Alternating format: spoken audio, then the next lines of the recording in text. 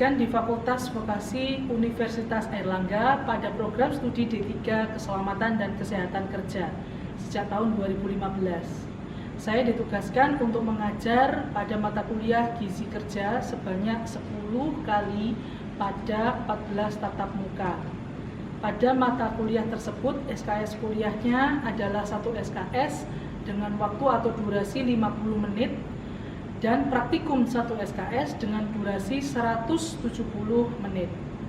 Capaian pembelajaran mata kuliah gizi kerja kuliah adalah mahasiswa dapat memahami dan menjelaskan gizi kerja, gizi makro, gizi mikro, air dan cairan, penilaian status gizi pada pekerja, penilaian kebutuhan gizi pekerja, dan gizi shift kerja dan produktivitas. Saya mengajar materi obesitas dan sindroma metabolik. Pada materi atau topik yang saya ajar tersebut memiliki sub CPMK atau tujuan yang bisa diraih adalah mahasiswa mampu menjelaskan apa itu obesitas dan sindroma metabolik. Interaksi mahasiswa yang diberikan yaitu kesempatan untuk melakukan diskusi dan tanya jawab selama melaksanakan perkuliahan tersebut. Inovasi pembelajaran yaitu kita menggunakan case-based method.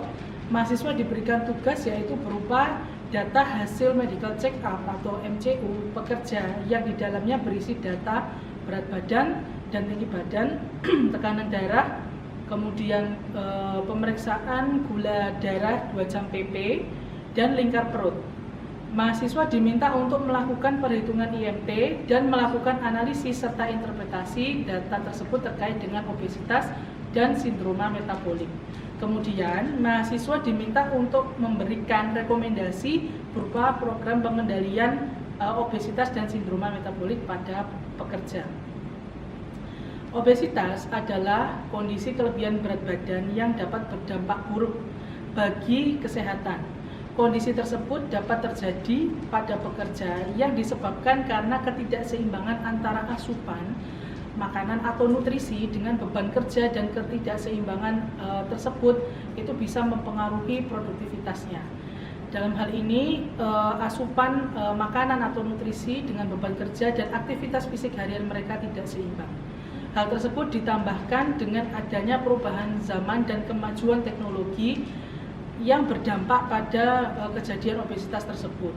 Teknologi ini ibarat pisau bermata dua ya, karena selain bisa mempercepat interaksi kita, begitu ya, tetapi juga sekaligus dapat menyebabkan terjadinya obesitas itu sendiri. Nah, obesitas ini bagaimana cara mengukurnya, yaitu dengan menggunakan IMT atau indeks massa tubuh. Ya, setelah kita mendapatkan data berat badan dan tinggi badan dari pengukuran seperti itu, baru kita bisa mengkategorikan apakah seorang pekerja bisa dikategorikan ke dalam obesitas atau tidak. Nah, obesitas ini dapat menyebabkan penyakit-penyakit degeneratif, diantaranya adalah cardiovascular disease, diabetes mellitus, hipertensi, hiperdislipidemia, batu empedu, infertility, dan sebagainya. Sebenarnya Indonesia telah memiliki program melalui Kemenkes RI, yaitu GERMAS, yaitu Gerakan Masyarakat Hidup Sehat, yang di dalamnya terdapat poin-poin untuk mencegah dan menanggulangi obesitas. Di antaranya adalah adanya aktivitas minimal 30 menit dalam sehari ya, untuk membantu mengurangi angka obesitas. Riskesdas tahun 2013 sampai 2018 ini terdapat ya tren kenaikan angka obesitas yang ada di Indonesia. Sindroma metabolik juga merupakan salah satu permasalahan yang dapat dialami oleh para pekerja. Hal tersebut masih berkaitan dengan kondisi obesitas. Karena salah satu faktor risiko yang bisa menyebabkan sindroma metabolik itu adalah adanya belly obesity atau obesitas sentral. Selain itu, faktor risiko lain misalnya adanya diabetes mellitus tipe 2, hipertrigliserida, dan hipertensi. Hal-hal tersebutlah yang memicu terjadinya sindroma metabolik. Seorang pekerja yang mengalami sindroma metabolik ini dapat melakukan ketidakhadiran lebih sering dibandingkan dengan seseorang yang tidak mengalami sindroma metabolik.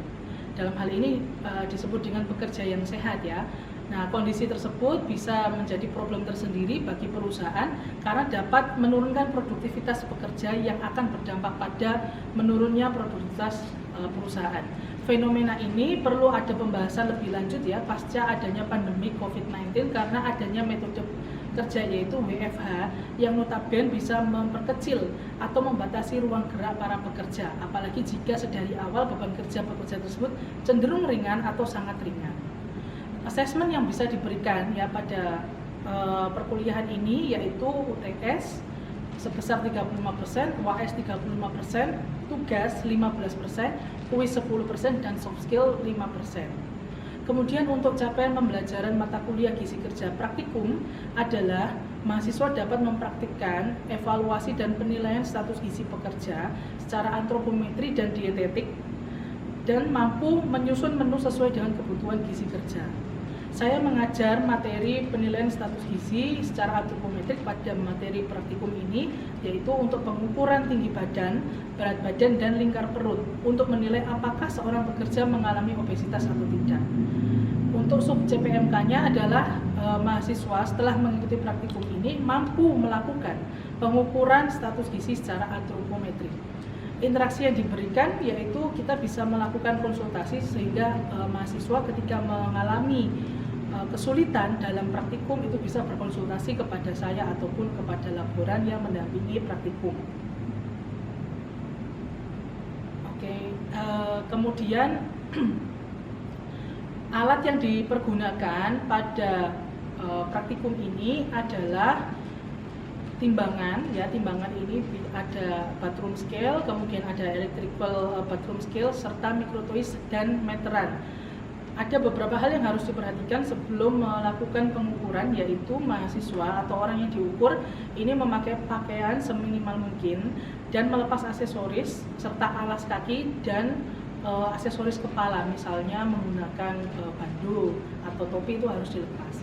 Nah, pada sebelum pengukuran pastikan alat timbangan dan mikrotoa ini pada angka 0, dalam hal ini sudah ditera ulang. Pengukuran berat badan, tinggi badan, dan lingkar perut harus dilakukan 2 orang dan dilakukan sebanyak 2 kali untuk menghindari bias. Body mass index atau BMI dapat didapatkan ya dari rumus berat badan dalam kilogram dibagi dengan tinggi badan dalam meter dikuadratkan. Setelah didapatkan hasil perhitungan BMI, maka dibandingkan dengan standar dari WHO. Nah, sedangkan untuk pengukuran lingkar perut yang normal untuk laki-laki itu kurang dari 90 cm dan perempuan kurang dari 80 cm ini dikategorikan normal ya, sehingga kalau lebih dari itu bisa dikategorikan sebagai belly obesity atau obesitas sentral. Setelah itu dilakukan analisis dan memberikan rekomendasi pada mahasiswa yang diukur. Asesmen pada praktikum gizi kerja ini adalah laporan praktikum itu sendiri ya dengan menggunakan rubrik dengan indikator sebagai berikut, yaitu ketepatan waktu pengumpulan sebesar 10%, kemudian kelengkapan isi laporan 30%, kelengkapan langkah-langkah untuk melakukan praktikum 30%, ketepatan penganalisisan dan pemberian rekomendasi serta dokumentasi yaitu sebesar 30%. Demikian, terima kasih. Wassalamualaikum warahmatullahi wabarakatuh. Baik Bapak Ibu, setelah ini diarahkan untuk bisa melihat video pembelajaran yang sudah kami lakukan. Kita akan masuk ke materi ya, materi kita pada hari ini mengenai obesitas ya, obesitas dan sindroma metabolik, termasuk bagaimana cara melakukan pengukurannya. Nah, apakah sudah terlihat? Sudah, Ibu. Baik. Jadi obesitas dan sindroma metabolik ini adalah merupakan salah satu masalah ya yang mungkin bisa terjadi pada industri atau perusahaan di tempat Anda bekerja nanti. Pada pertemuan yang lalu, di pertemuan pernah diajarkan mengenai penyakit akibat kerja, ya kan, penyakit akibat kerja. Nah, sebenarnya obesitas dan sindroma metabolik ini bukan termasuk penyakit akibat kerja, tetapi masalah kesehatan yang mungkin bisa timbul yang disebabkan oleh gizi, ya. Mungkin Bu Rati juga sudah pernah menjelaskan ya mengenai apa itu malnutrisi. Jadi malnutrisi ini adalah salah ya atau salah gizi. Nah, salah gizi ini bisa jadi gizi kurang ya atau mungkin gizi yang berlebih. Nah, obesitas dan sindroma metabolik ini termasuk ke kategori gizi lebih. Nah, apa itu obesitas? Jadi obesitas itu adalah kelebihan berat badan yang dapat berdampak buruk bagi kesehatan. Nah, bagaimana cara mengukurnya? Melalui BMI. Nah, di sini kita dapat menentukan bahwa seseorang tersebut masuk kategori obesitas atau tidak. Yang akan kita lihat pada materi praktikum ya di selanjutnya. Nah, penyebabnya apa? Nah, penyebabnya diantaranya adalah jika kita makan berlebihan, ya, sehingga bisa menimbun lemak yang berlebih juga. Hal tersebut disebabkan karena apa? Karena pola makan yang salah, ya, termasuk terlalu banyak makan makanan kemasan serta makannya itu adalah diet tinggi gula dan lemak, termasuk junk food. Ada yang tahu nggak apa itu junk food? Ada yang bisa menjawab apa itu junk food? Mungkin Anda pernah dengar ya istilah junk food, fast food, seperti itu. Apa itu junk food? Ada yang bisa menjawab? Ibu izin menjawab, Ya, kalau dari saya, junk food itu makanan cepat saji, Ibu. junk food adalah makanan cepat saji. Kalau fast food, Mbak, bedanya apa? Kalau fast food itu makanan cepat saji, Mbak ya. Junk food ini lebih ke konotasi negatif, yaitu makanan sampah dalam tanda kutip. Ya, kenapa disebut dengan sampah?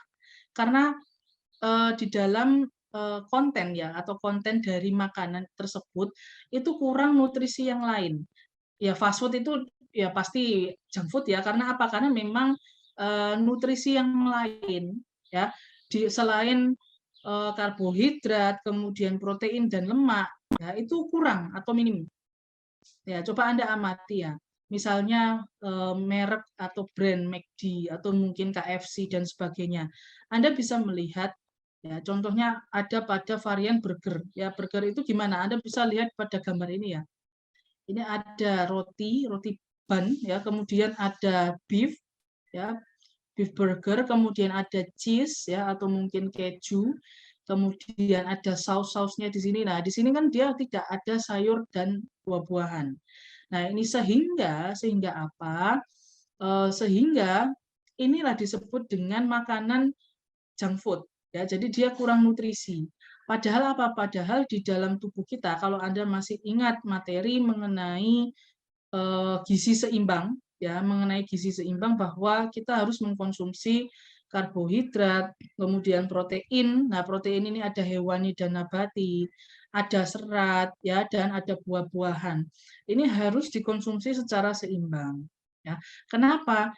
Karena kedua makanan tersebut ya dalam hal ini adalah sayur dan buah yang kaya vitamin dan mineral. Ya, yang Anda tahu bahwa vitamin dan mineral itu merupakan salah satu bahan baku gitu ya dalam penyusunan imunitas atau immunity dalam tubuh kita. Itu yang pertama. Kemudian yang kedua, bisa membantu apa? Membantu metabolisme karbohidrat ya, protein maupun lemak. Nah, kalau misalnya kita karbohidrat, protein dan lemak secara terus-menerus tanpa adanya tambahan konsumsi vitamin dan mineral. Nah, ini bisa jadi kita mengalami yang namanya penimbunan lemak. Nah, penimbunan lemak inilah yang bisa menyebabkan obesitas. Nah, namun secara umum ya obesitas ini disebabkan karena adanya epigenetik. Ya, yang mana epigenetik ini dipengaruhi adanya faktor lingkungan. Nah, faktor lingkungan ini adalah gaya hidup ya. Selain adanya genetik ya. Jadi kalau misalnya Anda pernah dengar istilah saya gemuk ini karena genetik ya, karena bapak ibu saya gemuk makanya ini saya gemuk. Nah, ini bukan menjadi pembenaran.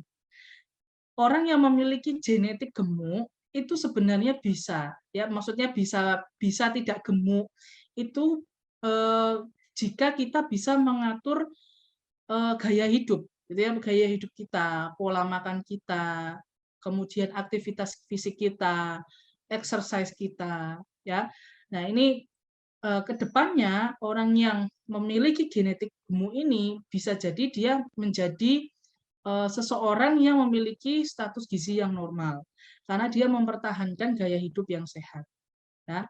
Nah, ini adalah epigenetic mechanism yang mana orang yang gemuk itu ternyata setelah ada penelitian ya, itu mendapatkan atau memiliki 3 gen ya, 3 gen di dalam kromosomnya, yaitu gen INSYK2 atau insulin induced gen 2, gen FTO dan gen OP. Yang mana ketiga gen inilah yang berpengaruh untuk terjadinya kejadian atau kasus obesitas pada seseorang. Nah, gen INSYK2 ini ternyata mekanismenya di dalam tubuh kita itu menginhibisi atau menghambat terjadinya sintesa lemak dan kolesterol sehingga terjadi penumpukan di dalam tubuh kita, ya, di dalam hati. Kalau misalnya hatinya sudah nggak bisa mencerna, tidak bisa ikut metabolisme dan tidak bisa lemak tubuh kita. Jaringan lemak tubuh kita ini sudah tidak nampung lagi, gimana? Akhirnya terjadi perlemakan, ya, perlemakan pada organ yang lain. Ya, organ yang lain ini misalnya organ reproduksi, ya, kemudian organ-organ yang lain termasuk organ pencernaan. Nah, ini bisa menyebabkan yang namanya obesitas, ya. Nah, sedangkan gen FTO dan gen OB atau gen obesitas ini mekanismenya adalah menggagalkan hipotalamus untuk mengendalikan rasa lapar. Ya, yang mana hipotalamus ini adalah pusat pengendalian rasa lapar. Jadi orangnya tuh lapar terus, ya. Jadi ketiga gen inilah yang berperan ya menyebabkan seseorang itu mengalami yang namanya obesitas.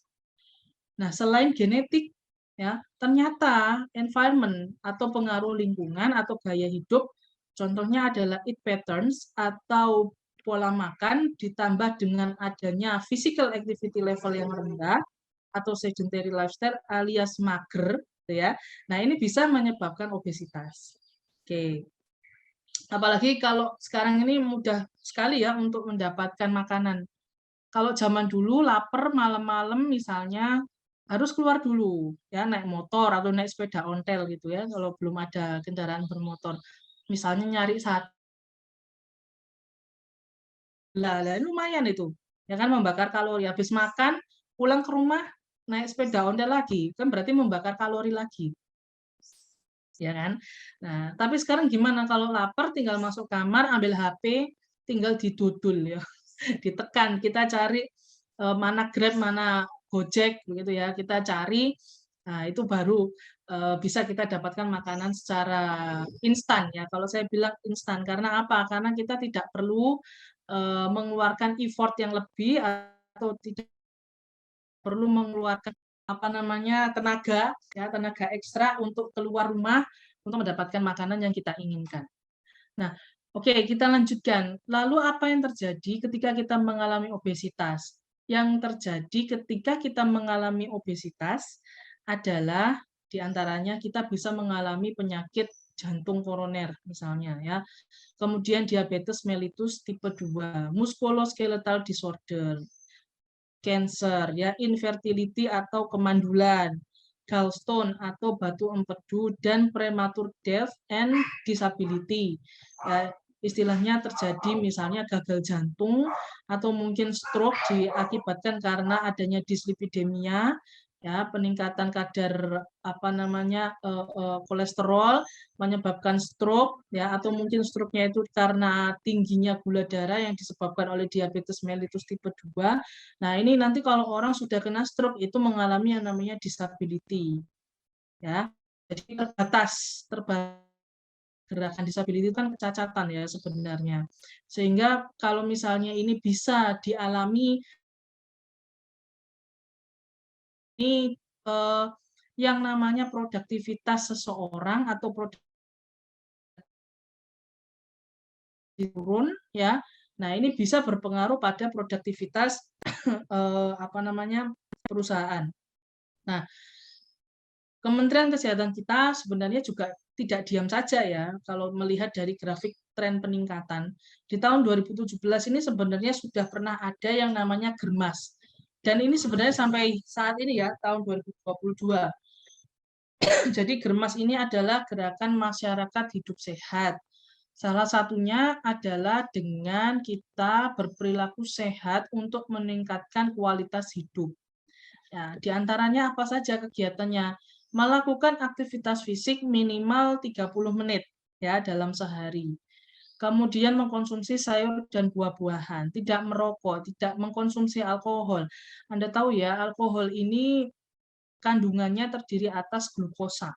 Makanya itu kenapa orang obesitas ini nggak boleh mengkonsumsi alkohol. Orang normal aja nggak boleh, apalagi orang obesitas. Ini tambah numpuk nanti, ya. Oke, kemudian memeriksa kesehatan secara rutin, membersihkan lingkungan dan menggunakan jamban. Namun yang menjadi concern utama untuk pemberantasan atau pencegahan terjadinya obesitas itu adalah poin pertama hingga poin keempat, yaitu melakukan aktivitas fisik sampai tidak mengkonsumsi alkohol. Nah, sampai di sini mungkin ada yang ingin ditanyakan sebelum kita masuk ke sindroma metabolik. Masih belum? Oke, kita masuk ke sindroma metabolik ya. Jadi sindroma metabolik itu sebenarnya adalah kumpulan dari gejala atau kumpulan dari faktor risiko ya.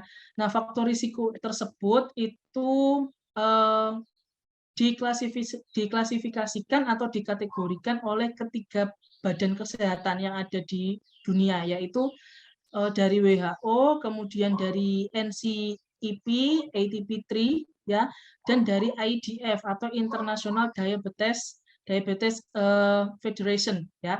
Nah, ketiga definisi tersebut memiliki komponen utama yang sama, tetapi memiliki kriteria yang berbeda. Ya, jadi ada 5, sebenarnya ada 5, ya, ada 5 seperti ini. Ada obesitas sentral, kemudian hipertrigliseridemia atau kolesterolnya tinggi atau kadar trigliseridanya tinggi, hipertensi atau tekanan darah tinggi, dan kadar glukosa darah yang tinggi serta adanya mikroalbumin uri. Ya, jadi adanya albumin di dalam pipisnya seperti itu ya, pipis seseorang yang terindikasi mengalami yang namanya sindroma metabolik. Nah, Anda bisa melihat ya di sini bahwa kriteria diagnosa dari WHO atau WHO maupun dari ATP3 serta IDF ini berbeda ya.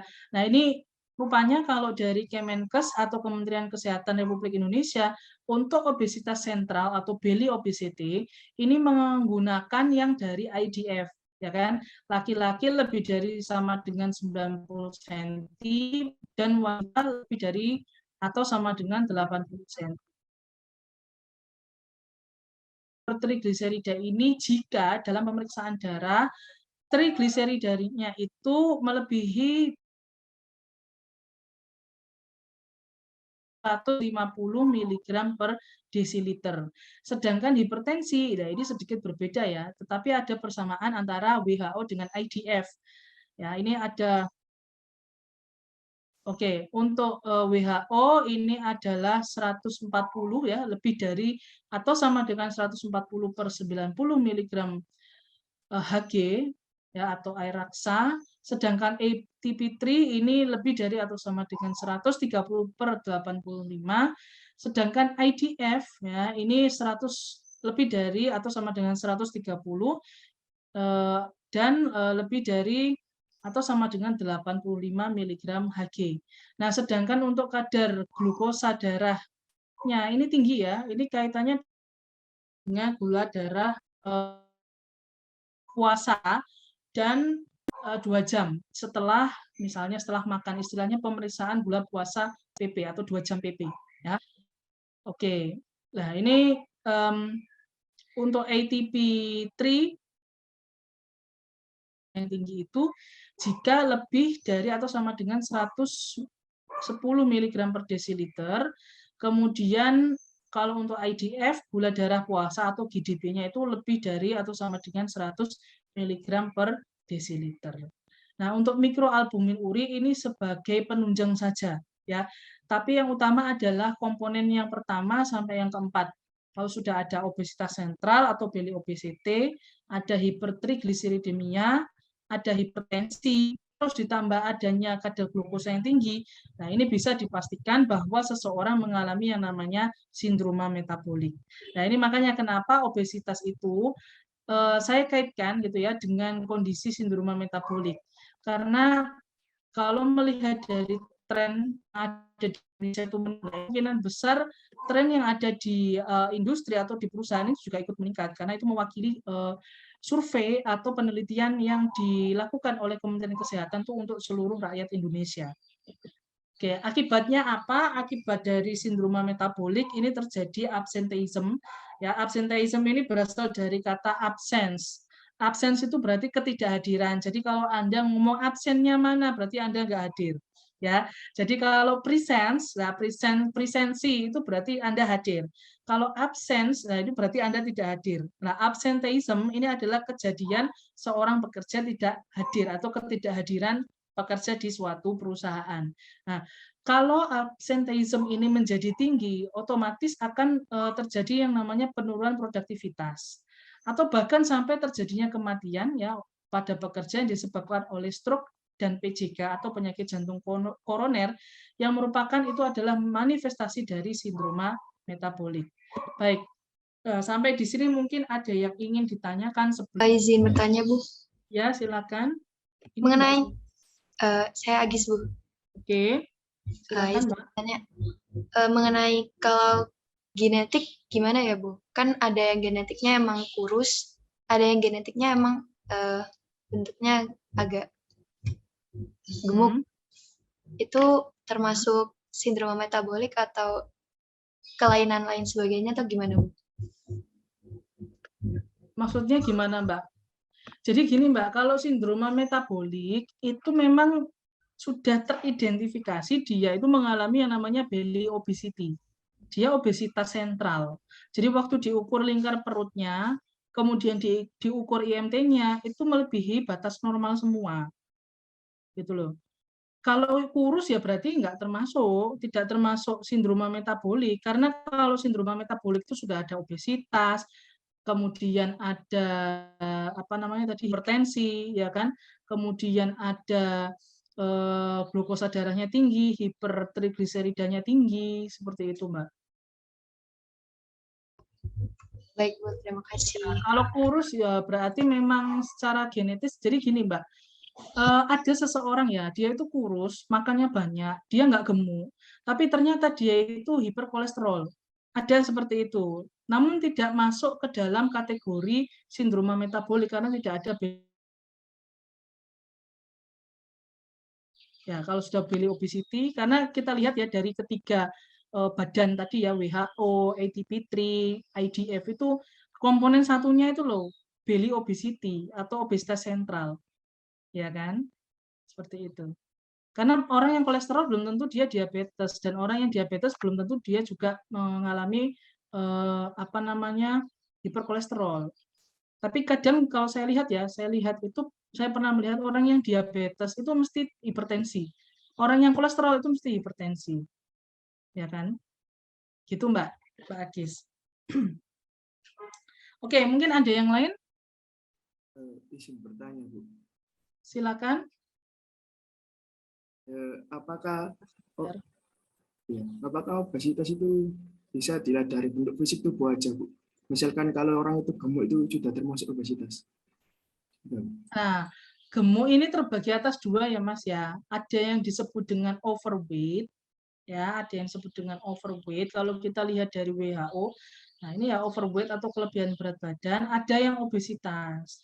Nah, obesitas ini ada 3 kelas, kelas 1, kelas 2, kelas 3.